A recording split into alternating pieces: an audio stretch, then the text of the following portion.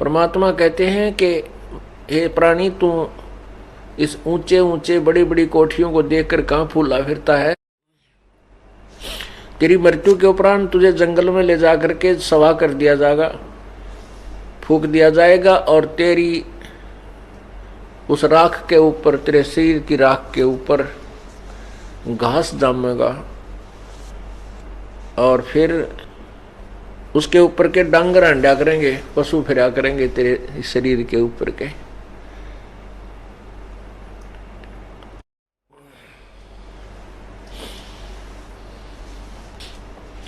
कबीरा कहाँ गर्बियो इस जोबन की आसे, टेसु फूले दिवस 10 खंबर खरब खंगर भय पलास।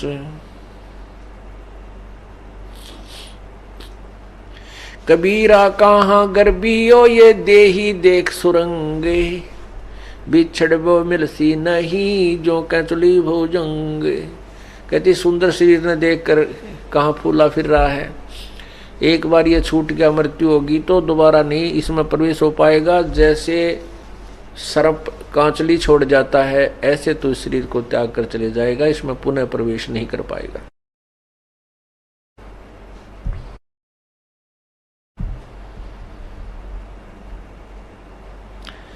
कबीरा कहाँ गर्भियो ये काल गह करके से, न जाने का मारेगा के घर के परदेश। परमात्मा कहते हैं या तो भक्ति कर ले, परमात्मा मेरी शरण में आ जा, नहीं तो यू काल तेरी ब्रांड में टिकर के मारेगा। ना मेरा किधर एक्सीडेंट में दूसरे देश में यानी अपने घर से बाहर, और ना मेरा किधर घर में हार्ट अटैक हो जाएगा और बीमारी हो जाए। ये तेरी दुर्गति रखता है, इसलिए प्रभु कहते हैं हमारी शरण में आ जा। कबीरा ये ऐसा संसार है जैसा संबल फूले, दिन 10 के व्यवहार को झूठे रंग न भूले। पाकी खेती देख करे गरबे कहाँ किसान, अब हूँ अज हूँ झोला बहुत है घर आले तब जान।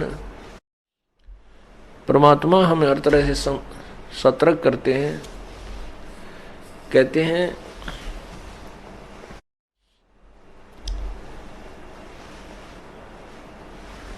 कबीरा कहाँ गर्बियो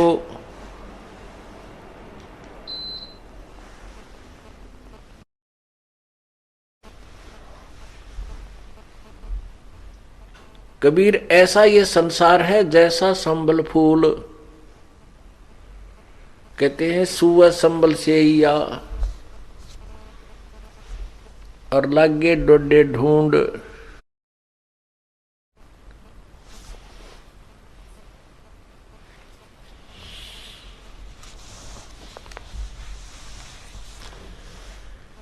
जिस अपने परिवार को,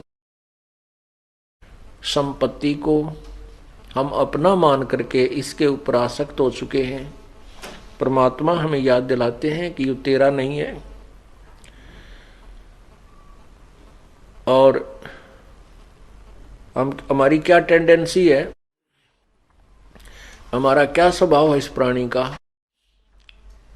जन्म होता है, फिर बालक होते हैं, बचपन होता है, फिर कोई शिक्षा ग्रहण करते हैं, युवा हो जाते हैं, शादी हो जाती है, अपने अपने व्यवसाय जैसा भी उनका संस्कार है उसमें हम लग जाते हैं। फिर हमारे फिर क्या सोच होती है कि भगवान हमें संतान दे, संतान होगी तो इनकी परवरिश करें और इनको पाल पोस करके अच्छे इनकी जो ना व्यवस्था करवा दें, और फिर भगवान इनका ब्याह कर दे, इनकी शादी हो जा, और शादी हो जाए फिर इनके बच्चे हो जाएं, और फिर हम बेशक मर जाएं। कई बूढ़े बैठ कर बतलाया करें तो आपस में कहते थे, जब हम छोटे छोटे सुना करते, अब याद आती हैं, क्योंकि अब तो अक्षेत्र के उस विचारों के व्यक्ति हमारे पास बैठते ही नहीं। हमारे पास तो भगता हुए हैं और जो भगवान को चाहने वाले। लेकिन इस मार्ग पर लगने से पहले जिस समाज में हम रहते थे वो क्या बतलाया करते, वो क्या करते, 2 लड़के हैं भाई, 2 लड़की हैं।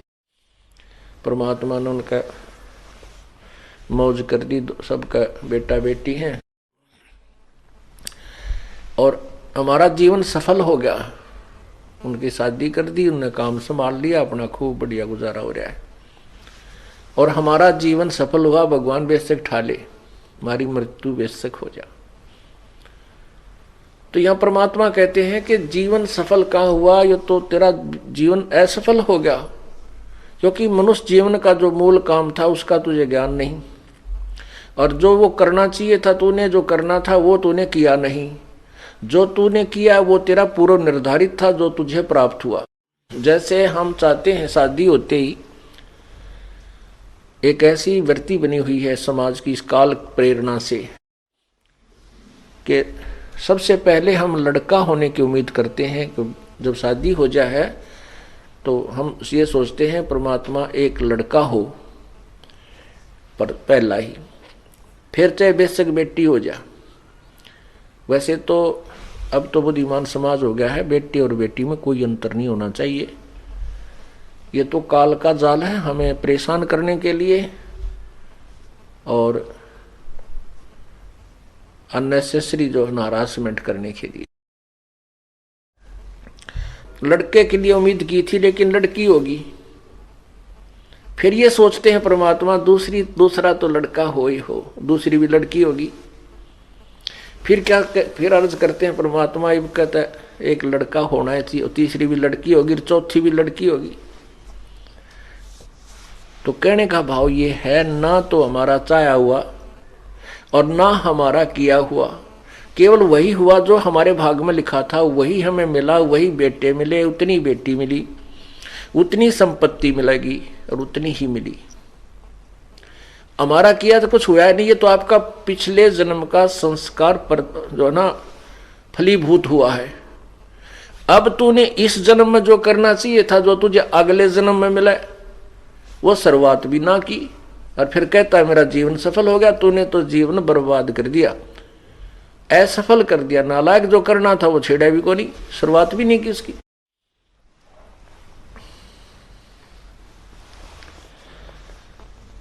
तो यहां याद दिलाते हैं परमात्मा,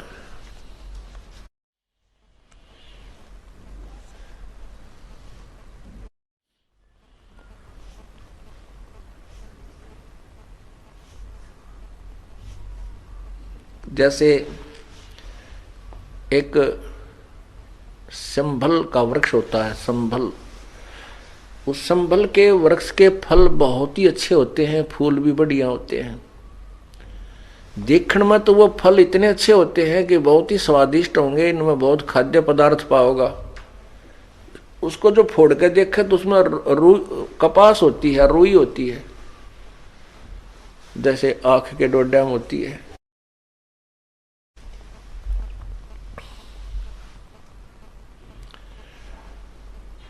एक तोता पक्षी होता है, वो तोता पक्षी जो है ना पके हुए फलों को खाता है,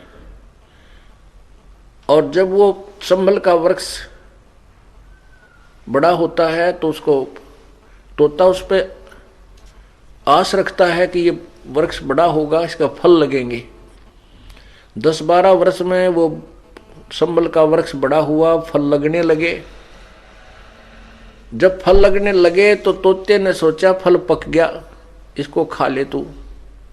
संभल के फल को खाने के उद्देश्य से, पके हुए फल को खाने के उद्देश्य से तोते ने चोंच मारी आछी दबा के, और वो चोंच मारते ही रुई उसके मुंह में फंस गई चोंच में। अब उसने सोचा था आनंद लूंगा, फल मीठा फल पाओगा, खाऊंगा, और वह चोंच फंस गई उसकी चोंच में, उसने वह रुई फंस गई उसकी चोंच में, जान बचानी मुश्किल होगी। अब हमें क्या बताते हैं परमात्मा कि जिस परिवार की पोषण में, इस परिवार रूपी तूने जो वो पेड़ लाया है, इसके आस में ये सोचता है ये बुजुर्ग, ये व्यक्ति, कि बुढ़ापे में मन मौज हो जाएगी, बच्चा ने पाल पोस दूंगा, इनकी ब्याह शादी कर दूंगा और फिर मेरे आराम से ठाठते रहूंगा। बुढ़ापे में तो रह लिया ठाठते, तेरा जी जानेगा जैसा तू ठाठते रहेगा। तो ये पहले याद दिलाई जाती है कि बुढ़ापे में कोई सुख का सांस तो नहीं ले सकता, ना तू दान कर सकता, क्योंकि बच्चे सारी संपत्ति पर गिंडली मार के बैठ जाएंगे सांप की तरह, एक चौने नहीं देंगे, मांग के लेनी पड़ेगी, वो भी राजी हो गए दे देंगे, ना नहीं देंगे। और ना फिर तो कितना सफर कर दोगा। बुढ़ापे में सत्संग सुन चला जा, समस्या बहुत आ जाएंगी, कदे कड़ दुख है, कदे सिर दुख है, कदे जाड़ पड़वानी, कदे आंख पड़वानी, कदे बीपी हाई, कभी लो, क्यों बुढ़ापे में शरीर कम वीक हो जाता है। इसका तो सीमा दे रखी है भगवान ने, इतने समय के बाद इसमें स्थिति परिवर्तन आएगा ही आएगा। तो परमात्मा हमें याद दिलाते हैं कि तू पहले कर जो करना है, ऋण, भक्ति और दान, ये तीनों काम जवान। फिर भी जो बुजुर्ग हैं, बूढ़े हैं, पुण्यात्मा हैं, यदि परमात्मा के नाम पर लग जाएंगे तो परमात्मा धीरे धीरे उसका रास्ता खोलेगा, उसके शरीर में भी सुख देगा, उनके बच्चों की बुद्धि में परिवर्तन करेगा, क्योंकि प्रभु प्रबल शक्ति है, वो हर परिवर्तन कर सकता है। तो कहने का भाव यह है कि जो पहले लग गए तो बहुत अच्छा, उसके बच्चे भी ठीक लाइन पकड़ जाएंगे, उनकी पुत्र वधुआ होंगी, वह भी भगवान होंगी, भगवान के चरणों में लग जाएंगी, पूरे परिवार में एक सुथरा माहौल बना रहेगा। और जो परमात्मा से दूर हैं या बिल्कुल लास्ट में आएंगे, कोई ऐसी घबराने की बात नहीं है, लाभ उसको भी मिलेगा, लेकिन उसी रेसों में मिलेगा।